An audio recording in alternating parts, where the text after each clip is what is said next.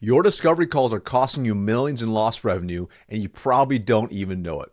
I just wrapped up an intensive session with Will Aiken where we discussed the 5 critical discovery call failures that are systematically destroying pipeline conversions across all sales organizations. Here's what's keeping me up at night. 73% of sales teams are making at least 3 of these mistakes on every single discovery call. That's not just individual rep performance, that's organizational revenue bleeding out quarter after quarter. If you're a CRO, watch your team miss a forecast, a sales VP struggling with pipeline quality, or an AE tired of process going dark after discovery, this is exactly why it's happening. We're not talking about minor tweaks here. These are the fundamental breakdowns in discovery methodology that separates the 20% of organizations hitting 120% of the quota from everyone else fighting for scraps. The framework I'm about to share with you isn't theory. It's the exact discovery system that helped my team at Cintas deliver $190 million a year in annual revenue with a 110% sales force, and it's what the top 1% of sales orgs are implementing right now. Hey, I'm Marcus Chen, former #1 sales director, manager, and AE. In the next 30 minutes, you have a complete discovery framework that transforms prospects into qualified pipeline, starting with your very next call. Let's dive in. We're going to be talking all about discovery calls, one of my favorite topics to discuss on the show because there's always different takes. There's always nuances of how different people do these types of things. And to help me break this down, we've got one of my favorite guests as well. It's a regular on the show. We got Marcus Chan. Marcus, how you doing today? Dude, I am great. I'm pumped to hang out with you, my man from across the pond. We're going to have some fun today. Man from across the pond, but moved his way over to the same side just to be close to you, Marcus. But then, before I even knew you, before I was even in B2B sales 8 years ago, I was like, damn, Marcus is calling. Glad to have you back on today. Today's a 30-minute show. So today's agenda, we're going to be talking through 5 mistakes that Marcus has frequently observed that sellers make on their discovery calls. And then, of course, we're not going to just talk about what's been done wrong. We're going to give you some recommendations on things that you can do differently to improve those mistakes if you can relate to any of them. Marcus, you ready? That was a lot. Let's freaking go. I'm pumped. With these 30-minute shows, I go quickly at that first bit, but let's slow down for a second. Let's go to problem number 1, diving in too fast. So, Marcus, what do you see here? Start the call. Well, this is where it starts, right? So I picture like you just get on the Zoom call or Google Meet call with a prospect, right? And the number one mistake is people start diving way too fast. And let me give you actually an example. I literally just saw literally before today's conversation, reviewing a Gong recording. That starts off great confidence. People pop on. Hey, how's it going? Hi. Here's what I'm going to talk about today. And she is like a rocket ship, dive into their pains and their problems. And you can see the prospects like little, like, whoa, like almost like jarred, And I think you can appreciate this, Will. These are also prospects in Europe, right? So they're kind of like totally thrown off, right? From this American coming in super hot, like, like ready to go. And this is a really common problem, actually, where, when salespeople are taught a sales process, they realize, okay, I need to like go in and you set agenda and upfront contract, and then I need to start going into pain. For sure, we want to do these things, but at the end of the day, we're still selling to human beings. So we want to spend some time actually building genuine rapport. Ultimately, prospects will base their decisions based off their trust, right? And then they'll back it up with other logical things. So when you start off to be very tactical, just be a regular human being, okay? Just a little bit of rapport, like you and I hopped on. Hey, how's it going? Nothing crazy, right? With your prospects, what you don't want to do is do the old school thing, which is like you observe things around what's in their office and start talking about that. That's very like old school and like. Oh, you like cheesy. Darth Vader? Yeah, like, I do. Darth Vader. Oh, cool. But that's very, very cheesy, right? But you can show them very quickly that you are a trusted advisor by just building in something that you had learned about them up front based on some research. It could be something as simple as, hey, Will, really cool. I just want to say it's pretty cool to talk to you because I literally saw that you had a press release that you guys released product X, 4 weeks ago. And I saw some of the case studies in which it's been exploding over in the UK. That's been incredible. How's that going still so far? So immediately you're showing them you're not just like anybody else. You're not building some sort of false rapport. You're showing, hey, you did a little bit of homework and you're not just like some, run-of-the-mill salesperson. You are actually a pro. And that trust level starts to go up because of how you're actually showing up. So don't dive in immediately to the questions, right? Build just a little bit of rapport first. It doesn't have to be a lot of time. It can be just a couple minutes before you start shifting into the agenda, the upfront contract, and going into questions. I absolutely love that piece. And I think this also does 2 things. When you do something you've learned beforehand, a lot of the time when a customer comes in for a discovery call, what they're nervous about is they're going to be asked the same 20 questions that every other seller asks them, or they're going to get asked the most basic questions on the planet, like, oh, how big's your team? Where are you based? Oh, okay. And how long have you been with the company? It's like you should know these things before you show up. Correct. So by highlighting you've done some fun, like deep That's right. research like that, like you can see they've launched a new product or they've done something specific or they've posted about something, you almost answer that question and put that concern at ease immediately. Correct. Is there any cases where you don't observe something like that? When you go online, you research them, you can't find anything.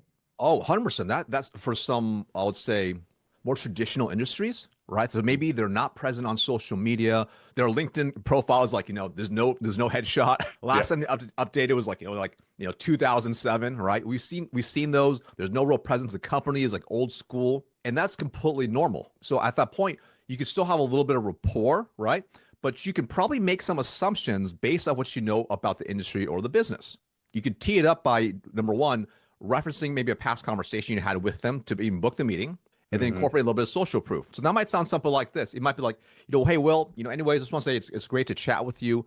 If you recall, when you and I spoke last week, we actually worked with a number of businesses just like yours, such as Company One, Company Two, and Company Three, in which we help them achieve X desirable result. But immediately you're just establishing that quick value proposition, why you have the conversation to begin with, especially if they're a little standoffish. So then you can easily transition then at that point to, so what I want to do today is just do a little bit of a deep dive into your situation, make a couple recommendations. If it makes sense, we can discuss next steps. Does that sound fair to you?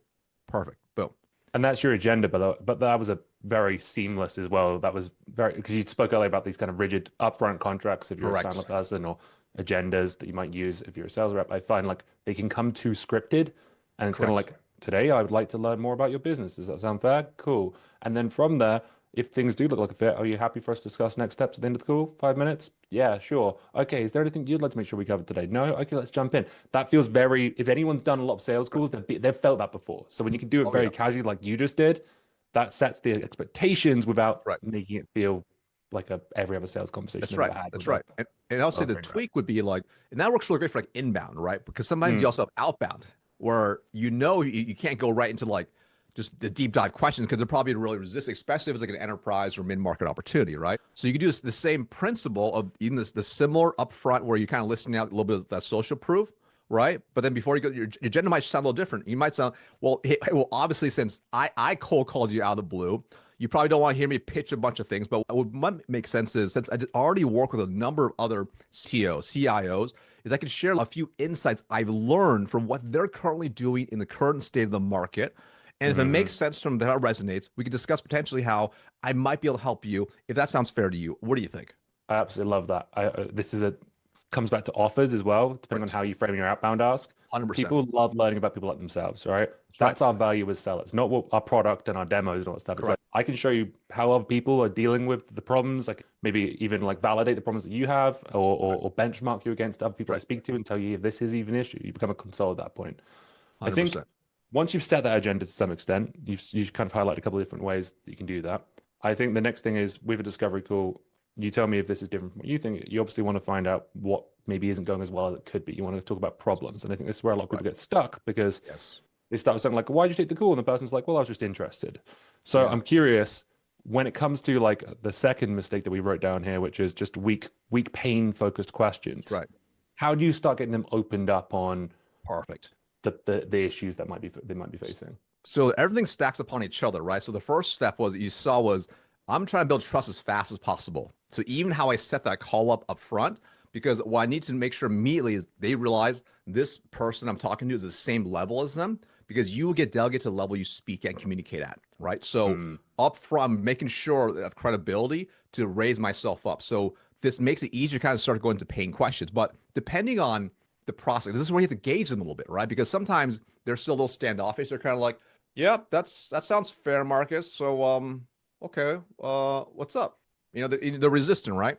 And, if he's like, well, what pains do you have? What challenges do you have with X?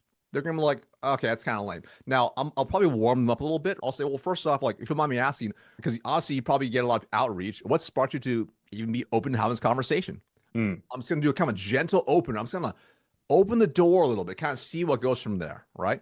Now, they may or may not tell you exactly, right? Based off of that. But then from there, you can start going a little bit deeper. It was like, you can say, hey, listen, so, if you take a look at your business, in terms of department X, whatever you sell into, right? Department X. Process, yeah. The process, we're going to go to the process like, what's something that comes top of mind that you're typically running into that's right now making it a priority in your business? You kind of open the door a little bit. Or if they're still below standoffish, you give them like list out 3 problems they probably run into. Hey, so typically when I'm working with CIOs, they're running into problem number 1, problem number 2, and problem number 3. Out of those, which one seems to stand out the most to you? So these are just opener questions to open the door, right? That's like the first piece, because you just try to get a little bit of a thread that then they're like, well, actually, it's problem number 1. Now, the mistake a lot of people make at that point is they say, check, got it. We can help with that. You're in the right place. Demo time. It's demo time, baby. Let me share my screen now. You're tell you all struggling about with bot clicks. Guess what? We have a software that detects and removes those. Yeah. So, no, exactly. So not quite yet. So you want to go deeper, right? So what you want to think about is a really simple framework I call RIM, which is what's the relevance, what's the impact, and what's the motive. What's the relevance? What's the impact? What's the motive? Now you're not going to ask them, this is what you want to uncover now. So let's just say, for example, like they're like, yeah, right now we are getting some of these phishing scams. There people are like literally like they're stealing passwords, etc. Got it. Hey, tell me a little more about that. That's a really good follow-up. Tell me a little more. Or, hey, what's a specific example of a recent time when that occurred? We're over in accounting. It's the 3rd time she's done it. And we had to completely reset all of her passwords again. She was basically out of work for a whole day. Oh, no. Wow. Like, because of that, what were the other ripple effects of that exact situation? Well, besides not having Barbara at work for the day, which is sometimes a blessing, not a curse. I get that. We all have a Barbara. We all have a Barbara. This is probably Bob's doing once a month. Everyone else maybe once a quarter across half the team. It does start to have an impact, and then it's also a question of like, what are these people getting access to when they get that password? 100%, 100%. Because what do they get access to when they get that password? I don't know enough about cybersecurity to play this. Bad, drunk selfies and stuff. No, they start to get access to our customer data, and that puts us up to all kinds of risk, as you can imagine. So you can kind of see here. So we're gonna soak in that pain now, right? It's like, whoa, because now it's like we're uncovering that pain. It's like, shoot, and how often does this happen? We start to actually quantify it over time, right? Which then starts to extrapolate even more pain overall. So you want to get deep into quantifying, because now it's like, whoa, so like because of those phishing scams, and because customer data was stolen, what type of repercussions did it have on the business? What were the ripple effects on the business? How did you handle that exact situation? Yeah. A few of our enterprise customers, obviously we had to notify them of this. You can't just try and sweep them to the rug. Yeah. Start considering other vendors. I believe one actually eventually ended up churning at the end of their contract when they were originally planning to renew. Wow. And if you want me asking, how big was that account? I'm making this a little bit easy for you, but I want to make sure the example gets out of that. That account in particular, that was GE, so probably our second largest account. We're talking a couple of million renewal net annual ARR here. There we go. Spat out eventually. 2 million AR. Got it. Wow. And how long is the contract term? Typically those contract terms, a couple of years. So really a $4 million loss. Does that sound about right? Because of the phishing scam, because Barbara decided to click on some email links? It wasn't actually Barbara's fault that time, but yeah. So you get my point here, right? So we're going a little bit deeper here, right? Now, you gave me a little bit of softball there, right? But typically, I'm looking for like 3 types of like costs, okay? So this is how I quantify. I want to look for direct costs. What are the exact direct costs we can associate to the problem? And sometimes it's easy, sometimes it's hard, just depending on whatever you sell, all right? Then I look for indirect costs. So it's like, oh man, like let's say the team is down for like a day trying to fix this. It's like, shoot, like the indirect cost is like, what's Barbara's time worth, right? But what else could Barbara be doing? Because they're all going to pay her anyways. Well, that means Barbara then couldn't do XYZ thing, which is actually her main job. Yeah. So there's these other indirect cost potential that can start to extrapolate out. And then there's the opportunity costs. So if your team wasn't dealing with these challenges, what else could they be doing? Yeah. Right. What projects should they be working instead of chasing these rogue Barbaras? Right. They could be building a better product. We can improve our product. We can launch it 3 months faster. If you can launch it 3 months faster, what would that actually mean for the business? So you can start getting super granular, because at the end of the day, people care about the bottom line. If you're an exec, that's all they care about. So how can we get numbers that quantify to them? So ultimately, when you do this up front, this starts helping you build a business case earlier on.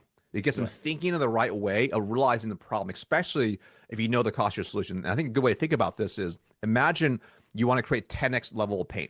Meaning, if you sell a $100,000 solution, are you creating a pain that's worth at least $1 million in impact? Hmm. That's a The great way more, to the look at better. it. I love the fact that this line of questioning all came from one question, which is one of my favorite discovery questions. Yeah. Okay, you said that this was an issue. Can you give me an example of how that's come up, right? Once you get a real example, That's right. I think that's really like where, because then from there, it's like, oh, that's insane. What happened as a result of that, right? And then you're talking real things, not hypothetical. You make it real. Correct. You're making them almost feel the pain again. And That's you're right. like, how often is something like that happening? And then you can just do the brain math and you go, so would it be fair to say like this is like leading That's to right. potentially X in the past and could be leading to X loss in the future, right? I think that's a Perfect. really fair way to quantify that doesn't feel like a trap because you're using Right. their example and what they've told you Oh yeah, not. tease you up for the demo really nicely. Hey, so you remember how you mentioned you had X problem that was Yes. costing you $4 million in lost deals, like GE as an example, with also potential two more big enterprise deals you could lose as well. Hmm. Let me show you how we can solve that. That one's called Jeff Van said, never ask a question that Google answer. I think that's an amazing thing. When we talk about Right. discovery fatigue and people pushing back on you for discovery, I think that's because you're asking bad Sure. questions that you should already Sure. know the answer to. Sure. Or your questions aren't doing what Marcus just did, where you go, okay, what's not going as well? These three problems. Okay, tell me more about that. Okay, can you give me an example? Instead, it's like, well, how are you doing that? Okay, what tool are you using for this? You're kind of staying very like at surface level. Right. When you start getting a story, that's when the people aren't as frustrated because you're getting to a That's point. right. The questions make sense. 100%. 100%. JB Floyd said, "Can we hear a little cheeky role play? Maybe another use case." Marcus, what kind of product would you be comfortable with me playing as a person? We could We'll do make us. illustrating, but Sure. Why not? That's why I yeah, sell all the everyone can time. relate to that. Recruiting, maybe that's an Recruiting. interesting one. It'd probably staffing services, event tech. I don't know what event tech mean. What do you mean by event tech? Event tech, yeah. For what you said, event tech, I imagine was like maybe like a trade show conference management software. I'm gonna Yes, guess, Maria, maybe. or it could be virtual event ed tech. Okay, Could event be it. management, attendance registrations. Okay, this is an okay one. Do you feel comfortable asking me questions about that and the problems that come up with event trade show attendance, etc. when you're getting people to register? I have no idea. I guess we'll make it up, right? We have a. You probably never Okay, bought event tech software Marcus, and never didn't you sold. worked at Salesforce for some time, didn't you? Nope. I just do a lot of stuff with them. Yeah. I'm so sorry for blaming putting that on you. Let's do Salesforce because I know you've done some work with them, and I Sure. think that's probably the widest Yeah. related to everyone. And I Yeah. don't want to trap you and throw you a Oh yeah, dude. landmine by giving you something you've never thought about the Yeah. pains because it does help to have these pains knowing what they are Oh before yeah. you ask these questions, right? Yeah. It's So totally cool, right? I'm a sales leader, and you may have cold called me, and we're starting from. We've done a bit of bonding report. You've complimented me on the fact that my sales team's grown, and Yeah. you've hired some really great, talented people lately. Yeah. And now we're getting to the conversation. Should we go from Beautiful. there? That sounds great. So I'll kick off very simple. Say, cool. So hey, so Will, totally appreciate that. Just tell me a little more. What sparked you to be even potentially open to looking at making a change with your software or your CRM? Well, your cold email one was one of the best I've seen. I've been in sales for a long time, teaching people that was, I sent that to my entire team as an example of Yeah. how it should be done. Yeah. The second thing is your Salesforce. So like Yeah. I'm aware of you guys. We've considered Yeah. things in the past, so I thought might be worth taking another look now that we're a bit more mature as an organization. Yeah, that makes a little sense. So I appreciate that. So is there anything that's going on in the business right now that's driving this to be potentially a priority to make a switch over to Salesforce? Because it's going to require work, by the way, to make a shift. Mm. Yeah, I definitely understand that, and I am just a heads up, Marcus. I'm pretty hesitant on cost. That was the reason we didn't move forward last time. Totally. But the main thing is that our team's grown, right? As you mentioned at Mm. the start, we've hired a couple of reps, and I'm starting to think, okay, there's going to be a point where what we're using today just isn't going to work anymore. Yeah, that makes a lot of sense. What makes you say that? Because right now you're using, clothes. I mean, you could just keep using clothes to grow your team. Your team is a decent size. Why not stick with them? The more our team grows, the higher our goals get, the more granular we have to get with me reporting back to the CEO, right? And Mm. the more granular I have to get managing these people as well and coaching them on that things. And I do see a point where the tools we're using today just aren't really built for that. Yeah. I know that Salesforce is pretty well known for its analytics, so that's Yeah. probably where my mind goes when I start Yeah. getting these reports to the CEO. I don't want to be chasing them, doing them for a whole day of my week when I should be working my team. That makes perfect sense. So what's an example of a specific report your CEO is asking for you right now where you're like, crap, I got to pull this thing. It's a whole thing. The one that is always absolutely rough. I mean, activity reports, that's just something I do to make sure the team's staying on top of things, but I'm not one of those KPI dashboard managers. The main one is forecast, like I mentioned. If I want to get Mm. any idea of what we're going to be doing the next few months, I can't look at the CRM and find the answer. I have to go and talk to everyone individually to get a real answer. That's the biggest challenge. It's not Mm. weighted, it's just kind of stage based. And I know we could be doing more things more granularly there. Wow, that makes a lot of sense. So typically, walk me through. So your CEO says, "Hey, Will, I need you to do a forecast. What do you do now just to get the numbers?" All right. We're gonna tie this up. I like the line of questioning again. We might go to, oh, I go in here, do this, and then that's Yeah. that, but that's off, and that caused the CEO to get Yeah, angry. And yeah, then yeah, exactly. Yeah. the product team went and spent a bunch of money that we weren't actually going to have because I forecasted wrong. Like that could be an example line of questioning. Exactly. Yeah. All right. So we do all that. We get a beautiful problem with loads of examples. We quantify it. They buy in on that. I think the next piece is like, okay, we can obviously help you with this. Would you be able to take a look if we could solve that? Would that be worth a further conversation? I think a point here where a lot of people want to get to in a discovery call is understanding what do we have to do next as part of your buying process as well. And that's something that some people miss. They get the pain, they do that, but then it gets to like, well, how do they buy? What else are we going to need to do here? We don't really have a clue. We just go over our sales process, not theirs. So how do you map their buying process a little bit better? Perfect. So I'm going to give you the overall, thought process so you can kind of see it, right? So I always picture it's kind of like this. I would like to imagine if that buyer I'm talking to, if I need them to write me a step-by-step instruction manual for a kindergartner to do to get something approved, what would that look like? What's step 1, 2, 3, 4, 5? Now, obviously, you're not going to ask them that question like that, but that's really your end goal is like figure it out, right? And I think the mistake a lot of people make is they create their own mutual action plan based on what they believe should be the process, which sometimes is, sometimes it's not. Sometimes you do have to teach them how to buy, right? But you want to uncover how sophisticated is this organization? Because sometimes if they're really sophisticated, they already have their own internal process. It's clear mapped out. Sometimes it's not because maybe it's the first time to ever buying anything, whatever you're selling, right? So you tee it up, and ideally, it's after you've covered all this core pain, right? So you just tee up first a little easy softball question. It might sound simple like, hey, listen, so typically when someone's looking to partner with a company like us, Salesforce, who's part of that process to bringing a vendor like us on? Yeah, so as I mentioned, we've grown as a team quite a lot recently. I do imagine CEO is the one who gets these reports, and he's also going to be the one who's going to approve the spend. So he's going to have to get involved and have a look at this and approve it at some point if we do get to that point. Totally get that. So aside from the CEO, who else might be involved? I have got someone who works across both marketing and sales ops. I do imagine they'll have some questions about how their job's going to change. This might even like make them the wrong person for that role, honestly. Frankly, not. I do enjoy working with them, but I imagine they're going to want to be more involved in the sales forecasting side as we start to connect those two teams a bit more. That makes perfect sense. And what's their name? That's Jane over in RevOps. Great, awesome. Jane and RevOps, awesome. And aside from Jane and Bob the CEO, who else might be involved? I mean, I don't think it's necessary. I have used Salesforce in the past, not as a leader, but as a rep. But if we were to do any kind of testing, I'd want some of my reps to at least have a look at this and see how they would do things slightly differently as well. But outside of that, I imagine that's about it. We're not. That's great. I would definitely recommend that. Usually, if you have a couple of locker room leaders, really, really key, right? Because they probably want to see how well it works. So let's go back to Bob the CEO. I mean, Bob will say obviously price is important, but aside from price, what else might be top of mind for Bob? Bob's all about, for the past few years since he started this company, he's just been survival mode. And I think we're finally getting to the point where we're now thinking, okay, how can we plan for the future? So longevity is probably going to be the most important thing to Bob. I love that. How are we going to scale this thing out? Are we going to have to change again in 5 years' time because it's not working anymore because we've grown even more? You know what I mean? Oh, yeah. Longevity, the enterprise stability of it. That makes perfect sense. So typically what I find with someone like Bob, because they're looking that long term, they probably have some goals or initiatives they kind of shared with you. So what's like the 5-year vision he shared with you in terms of maybe where wants the company to grow? All right. Okay. I want to make sure we come to time because the last one is so important, but this is very good. You're figuring out who needs to be involved, what they care about, and that can probably position you up to maybe try and get them on the next step, which is the last mistake. 100%. People don't get next steps on their discovery calls. This is the worst feeling of the planet. I think obviously a bit pre-planning is going ahead and making sure you have 5 minutes saved at the end. You don't have to tell the customer that, but I used to have a timer, so no matter what happened, I would always try and say, okay, we spoke about it here. Does it make sense to keep chatting? And if they push back, maybe it's a DQ. If they say yes, then we figure out what that could be. How do you go about the close when it comes to booking next steps and maybe involving some of those people in the decision process?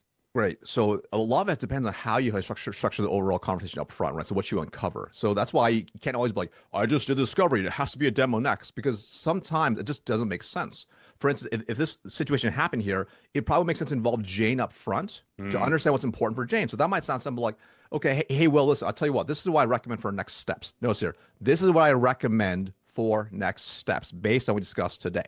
So you are the trusted advisor.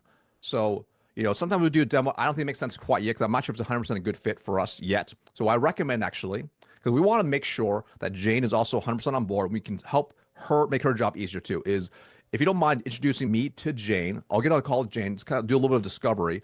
After that, then we can set up a joint demo with you and Jane together after I talk to Jane.